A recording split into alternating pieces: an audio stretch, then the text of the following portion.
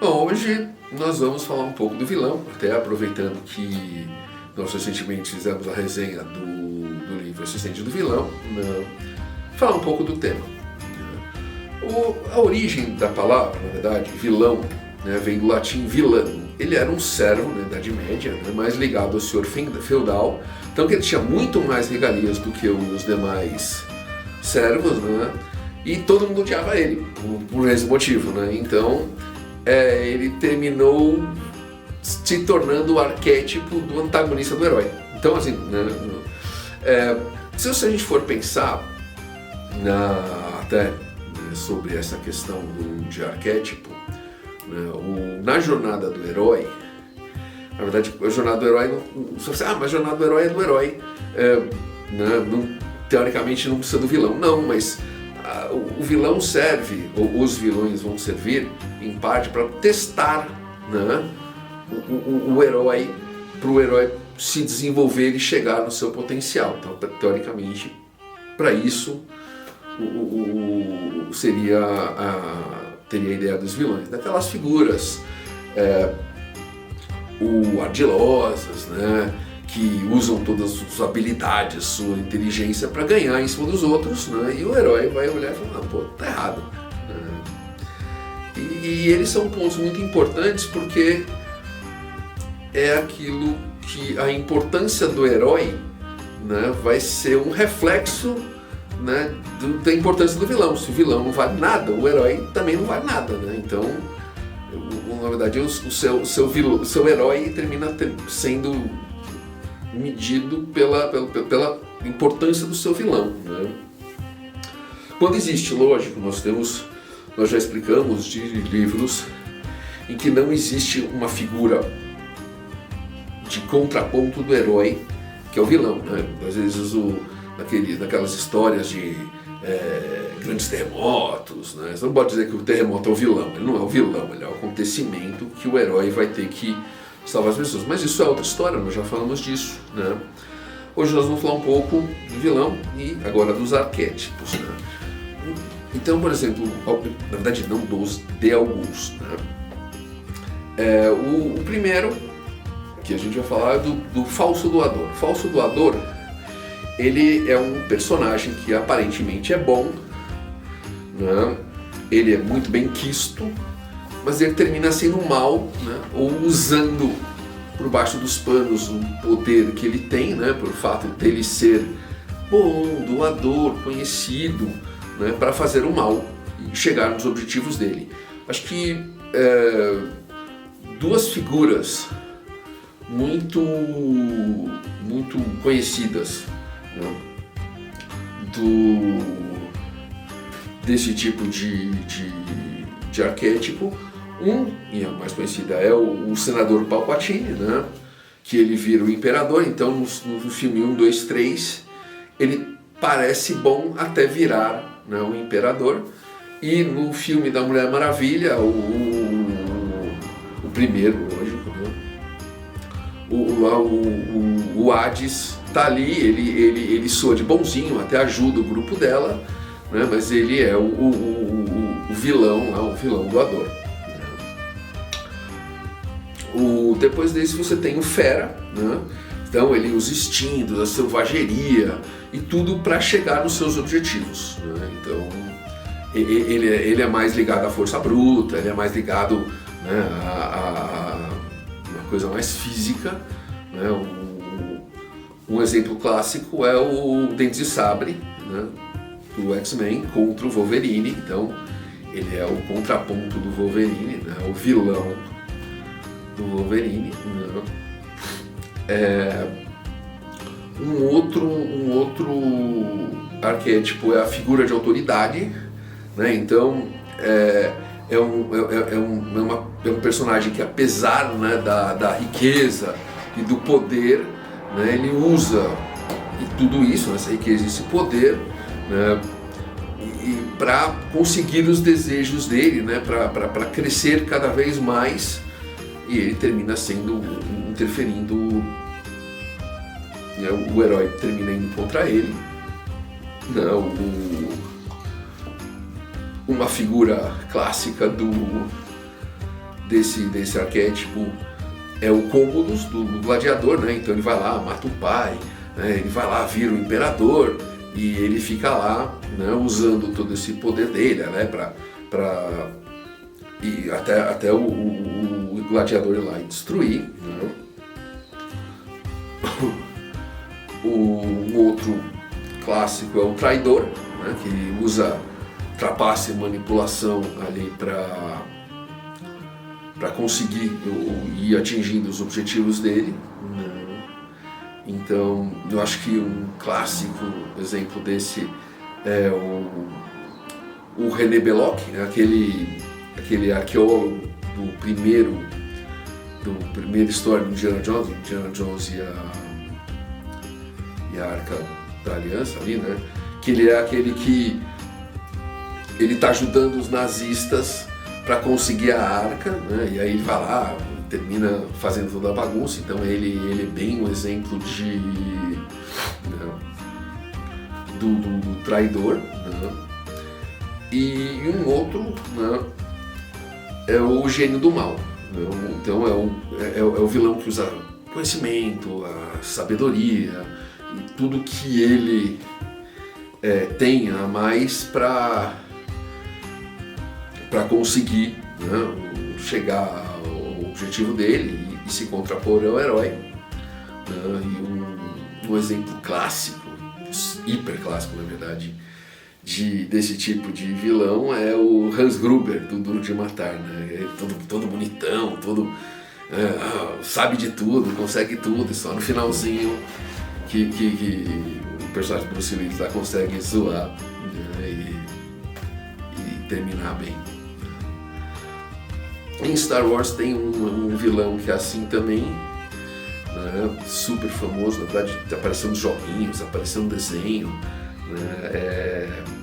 Tem trilogia dele, que é o Thrawn, né? O grande almirante Thrawn, que quem leu os primeiros livros lá que lançaram de Star Wars, da trilogia Thrawn, ele é aquele cara que assim, né? Eles vão fazer isso, e eles vão lá e fazem isso. Então você fala, caramba, né? E o cara sabe tudo, né? Como é que nós vamos conseguir?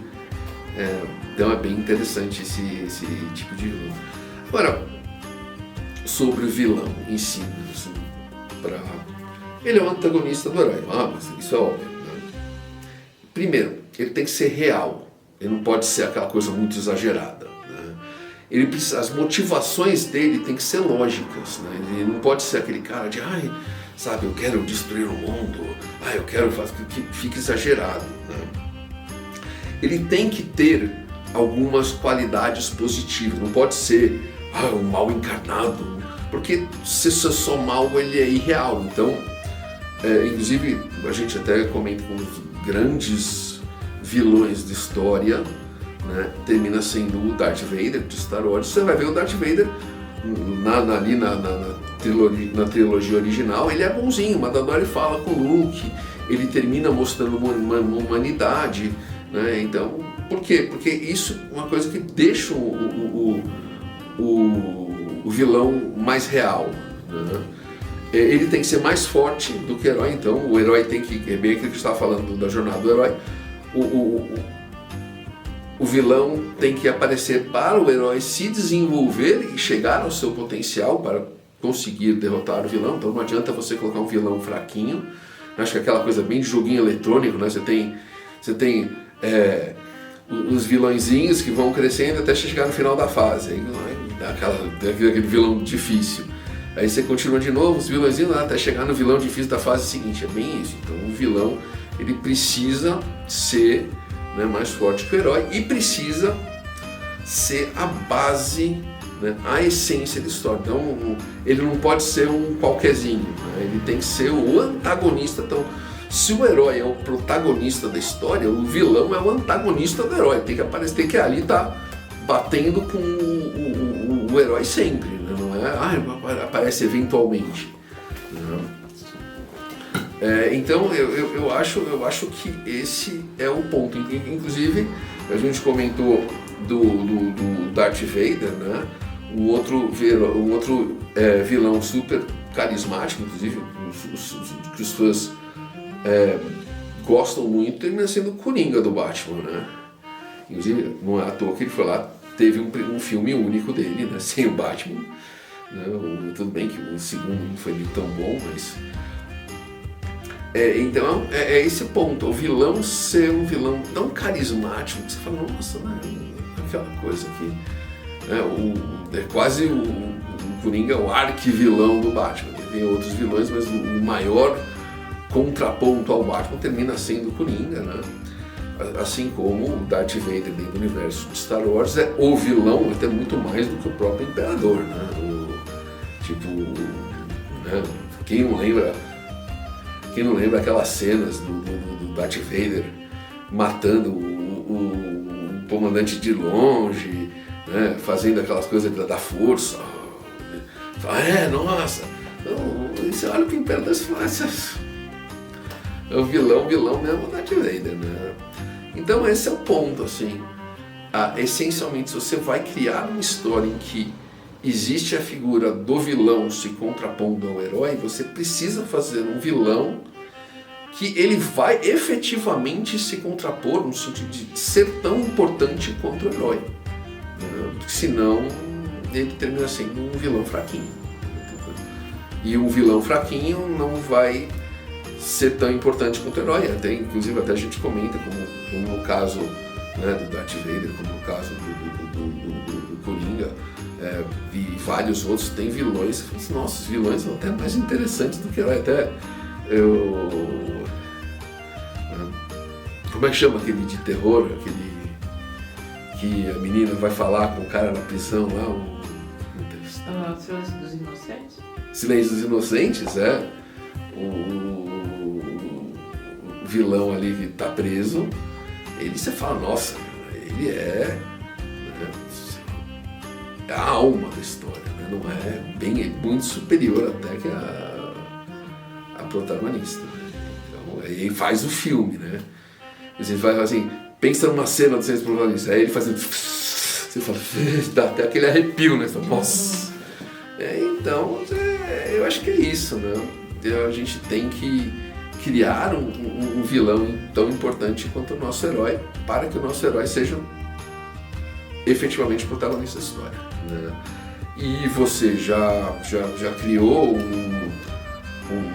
um vilão assim, ou já pensou, né? Ou conhece algum vilão? De repente comenta aqui se você que outros vilões que você acha, nossa, né, esses são os vilões, né?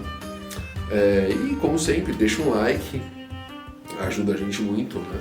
Repassa isso pro seu amigo escritor que está precisando, tá com uma história com um vilãozinho fraco, né? De repente precisa de umas dicas, né? Segue a gente está sempre postando sobre o mercado, dando dica, respondendo perguntas. Se tiver alguma pergunta também manda pra gente, né? A gente vai ter prazer em responder. É muito legal, acho que a nossa ideia é fazer o mercado crescer, né? E se tornar o que o mercado nacional deveria ser. Se você gosta, e segue a gente, né? Aqui no YouTube, no Facebook, no LinkedIn, no Insta, nós estamos postando resenha, tudo, né? Toda semana tem 3, 4, 5 vídeos e postagem para você conhecer mais sobre o mercado, né? Se você quiser conhecer nossos livros, nós temos livro de policial com tecnologia, né, aqui da Márcia. Nós temos livro de contos steampunk, de romances steampunk, são os meus aqui. Fantasia, terror, né, contos de terror, né? A gente vai deixar aqui no primeiro comentário fixado os links dos e-books, né? E se você quiser os livros físicos, nós temos, é só entrar em contato, né? A gente vê como faz para envio e para pagamento, né? É isso, espero que você tenha gostado. Até a próxima.